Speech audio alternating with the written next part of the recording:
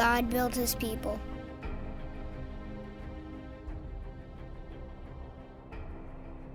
While living in Ur of Chaldea, Abraham, then called Abram, listened to the Lord's instructions to leave the land of his fathers and go unto a land that I will show thee. There the Lord promised Abram that he would make of you a great nation. When Abram went, the land the Lord had made for him was very rich in cattle, in silver, and in gold. The one thing Abram did not have was a son of his own to give it all to someday. Still, Abram had faith in the promise that God had made, even though he was getting very old. Abram had great faith in God, and one day the word of the Lord came to Abram in a vision. Do not be afraid, Abram. I am your shield, your very great reward. But Abram asked God what he can give Abram because he had no son of his own to pass it to. Then the word of the Lord said he would have a son. He said to Abram, look up at the sky and count the stars, if indeed you can count them. Then he said to him, so shall your children be. Abram believed the Lord and credited him as righteous. Now Sarai, Abram's wife, had borne him no children, but she had an Egyptian slave named Hagar. So she said to Abram, the Lord has kept me from having children. Perhaps I can build a family through her. One day, Hagar became pregnant with Abram's child, and when this happened, Sarai no longer liked the idea.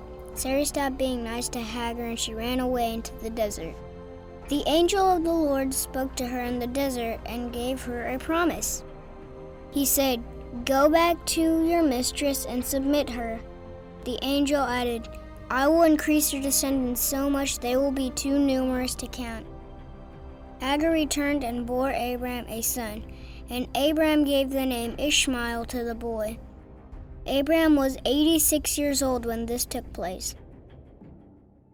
When Abram was about 100 years old, God said, your wife Sarah will bear you a son, and you will call him Isaac.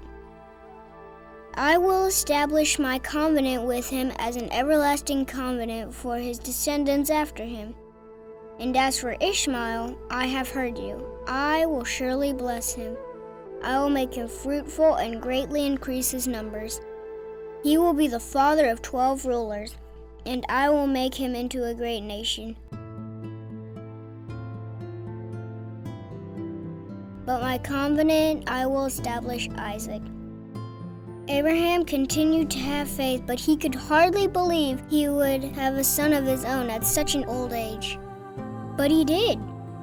Then one day God said, take your son, your only son, whom you love, Isaac, and go to the region of Moriah. Sacrifice him there as a burnt offering on the mountain I will show you. So without Isaac knowing why, Abraham did as he was told. When the firewood was gathered, Isaac said, the fire and the wood are here, but where's the lamb for the burnt offering? Abraham answered, God himself will provide the lamb for the burnt offering, my son. And the two of them went on together. When they reached the place God had told him about, Abraham built an altar there and arranged the wood on it. He reached out his hand and took a knife to slay his son. But the angel of the Lord called out to him from heaven, Abraham, Abraham, do not lay a hand on that boy, he said. Do not do anything to him. Now I know that you fear God because you have not withheld from me your son, your only son. Abraham looked up, and there in a thicket he saw a ram caught by its horns. He went over and took the ram and sacrificed it as a burnt offering instead of his son. So Abraham called that place, the Lord will provide. And to this day it is said, on the mountain of the Lord it will be provided. The angel of the Lord said, I swear by myself, declares the Lord, that because you have done this, and have not withheld your son, your only son, I will surely bless you and make your descendants as numerous as the stars in the sky and the sand on the seashore. Your descendants will take possession of the cities of their enemies, and through your offspring all nations on earth will be blessed because you have obeyed me."